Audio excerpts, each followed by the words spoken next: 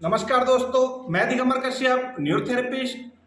आज हम बात करेंगे फ्रोजन शोल्डर, जिसे हम कंधा जाम होने की समस्या के नाम से भी जानते हैं। और देखा जाता है कि जिसको भी फ्रोजन शोल्डर की समस्या होती है उसको डायबिटीज होती है। डायबिटीज एक बहुत बड़ा कारण है फ्रोजन शोल्डर होने का।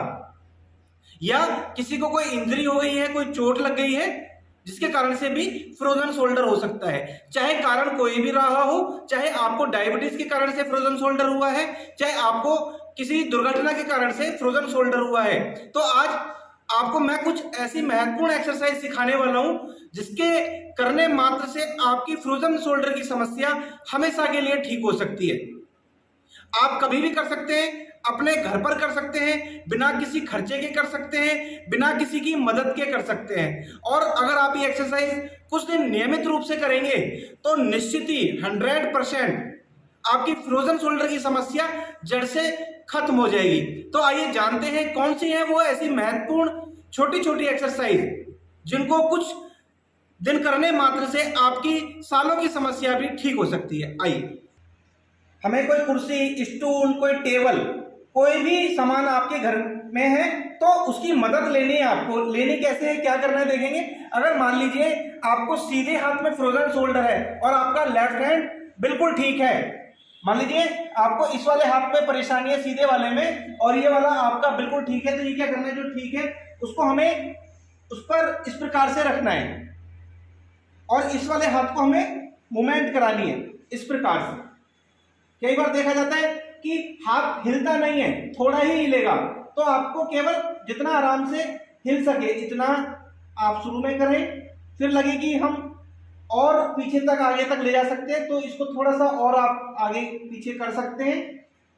और जिस पॉइंट पे आपको दर्द हो, मान लीजिए यहाँ ले जाते में आपको दर्द है, तो यहाँ आप 5 से 10 सेकेंड हाथ को रोक कर रखें, उसके बाद फिर कंटिन्यू करें, इस प्रकार से करें। फिर लगे आपको कि अब कुछ आराम आना शुरू हुआ है, तो अपना जो ये है इसको आप मूवमेंट को थोड़ा आगे और पीछे ले जा सकते हैं और थोड़ा तेजी से भी कर सकते हैं। इस प्रकार से आपको ये करना है।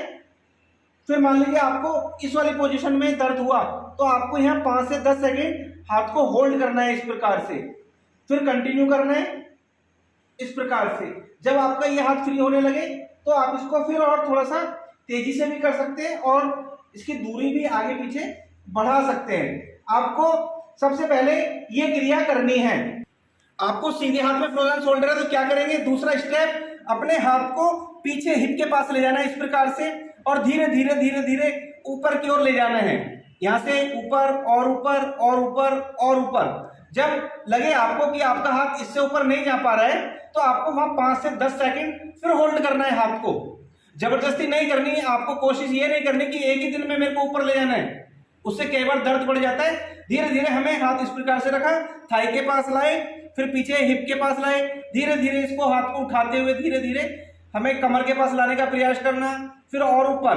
हो सकता है कि पहले दिन आपका हाथ इतना ही जाए तो इतना ही करें, कोई जबरदस्ती करने की आपको जरूरत नहीं है, नहीं तो आपको परेशानी बढ़ जाएगी। उसके बाद लगे कि हाथ पहले से कुछ खुल गया है, मूवमेंट होनी शुरू हुई है, तो हाथ को थोड़ा सा ऊपर, थोड़ा सा और ऊपर, थोड़ा सा और ऊपर, जितना ऊपर जा सकता है ऐसा हमें शुरू में 8 से 10 बार स्टार्ट करना है। फिर आप 15, 20 बार, 30 बार बढ़ा सकते हैं। धीरे धीरे से हमें शुरुआत करनी होती है। इस प्रकार से आपको एक बार फिर से देखें, मान लीजिए इस हाथ में प्रॉब्लम है तो यहाँ तक हिप के पास लाना, फिर ऊपर लेके जाना, फिर और ऊपर लेके जाना, फिर और ऊपर लेके जाना, जितना जा सकता है उतना ही ले जाएं, धीरे धीरे उसको आप बढ़ाते रहें। उसके बाद तीसरा क्या करना है, तीसरी क्रिया देखेंगे। जैसे हम खेलते हैं या बॉलिंग करते हैं, उसी का एक रूप, हाथ को हमें इस प्रकार से घुमाना है। मान लीजिए सीधे हाथ में दिक्कत है तो आपको हाथ को घुमाने में बहुत कठिनाई होती है, बहुत परेशानी होती है, तो केवल आपको इतना घुमाना है, इतना घुमाना है। कई बार इतने में भी दिक्कत होगी, मान लीजिए इस मूवमेंट में आपको दर्द हुआ तो यहाँ 5 से 10 सेकंड होल्ड करें, फिर धीरे धीरे धीरे धीरे करें।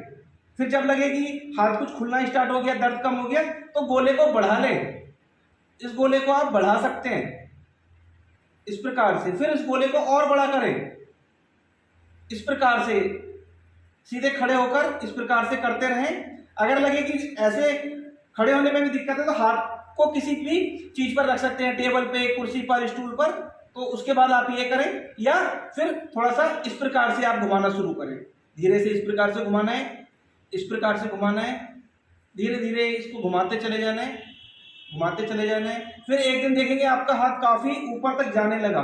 फिर क्या करना है, ये जो हाथ है कोशिश करें कि आपके कान के पास से जाए। बेशक आपको दूसरे हाथ की मदद लेनी पड़े, यहाँ पर चेस्ट पर रखना पड़े।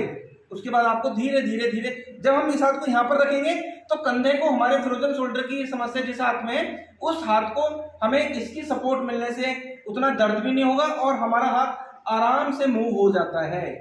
इस प्रकार से आपको ये क्रिया भी करनी है। इस प्रकार से मान लीजिए सीधे हाथ में ही दिक्कत है तो आपको दीवार के पास खड़े हो जाना है और क्या करना है, अपने हाथ को इस प्रकार से रखना है। अगर आप बिना इसकी मदद के कर सकते हैं तो बहुत अच्छे। कई बार शुरू में कुछ लोगों का हाथ इतना ही जाता है, बस तो इतना ही ले जाए, फिर यहां से नीचे लाएं, फिर ऊपर लेके जाएं। लेकिन एक बात का ध्यान रखें, कुछ लोग ये क्रियाएं करते हैं, वो क्या करते हैं, दीवार के पास खड़े जाते हैं और उनकी कोहनी मुड़ी रहती है। जब ये कोहनी मुड़ेगी इस प्रकार से तो उनको कंधे का कोई भी फायदा होने वाला नहीं है, उनका फ्रोजन शोल्डर ठीक नहीं होने वाला है, क्योंकि जो सारा प्रेशर है वो तो हमारी एल्बो पर आ गया, हमारी कोहनी पर आ गया। और हमें क्या करना है, जो भी हम ये स्ट्रेचिंग कर रहे हैं वो हमारे कंधे के लिए जरूरी है, हम कंधे के लिए कर रहे हैं, तो हमें ये प्रेशर कंधे पर लेना है। तो क्या करना है, बेशक हाथ का सपोर्ट ले या सीधा रह के इस प्रकार से मान लीजिए करेंगे तो हाथ को, कोहनी को बिना मोड़े ऊपर ले जाना है, बिना मोड़े ऊपर ले जाना है, फिर नीचे लाना है। अभी देख रहे हैं आप कि हमें पैरों की मूवमेंट करनी पड़ेगी, क्योंकि जब हम ऊपर लेके जाएंगे तो यहाँ खड़े होने से सही नहीं होगा। अगर लगता है तो पैरों को हम, जैसे यहाँ से शुरू किया तो पैरों को थोड़ा सा आगे ले जाना पड़ेगा। इस प्रकार से मान ले जाते हैं, ये ले गए, ये ले गए, ये देखें, ये ले गए, ये ले गए। ऐसे ही आप उंगलियों की मदद से कर सकते हैं। ये उंगलियों को हमें ऐसे ले जाना है, ऐसे ले जाना है, और जब हम ऊपर जाएंगे तो हमें थोड़ा एक पैर अपना आगे रखना पड़ सकता है, क्योंकि वहां खड़े खड़े हम हाथ को ज्यादा ऊपर नहीं ले जा पाते।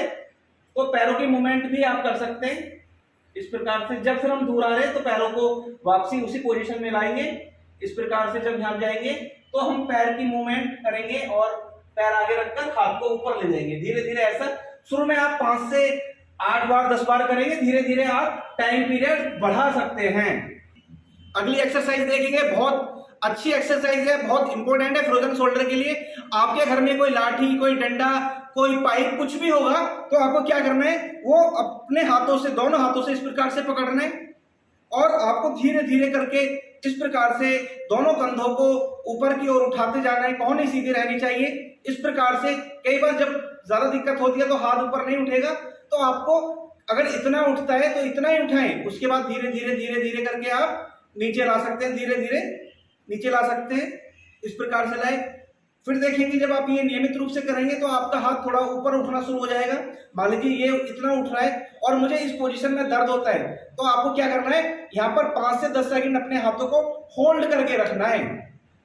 उसके बाद फिर धीरे धीरे वापस लाना, धीरे धीरे वापस लाना, और उसके बाद जब आपको अभ्यास हो जाएगा और आपका हाथ ऊपर उठने लगेगा तो अपने हाथों को धीरे धीरे धीरे धीरे धीरे धीरे सीधा करना शुरू कर देना है। ऐसा धीरे धीरे करने से आपके हाथों की जो मूवमेंट है वो बहुत अच्छी हो जाती है और जो फ्रोजन शोल्डर की समस्या है उसमें बहुत आराम मिलता है। इस प्रकार से आपको 8 से 10 बार से शुरू करना है और धीरे धीरे टाइम पीरियड बढ़ाते चले जाना है। ऐसे करते रहेंगे, देखेंगे इस प्रकार से किया, इस प्रकार से किया।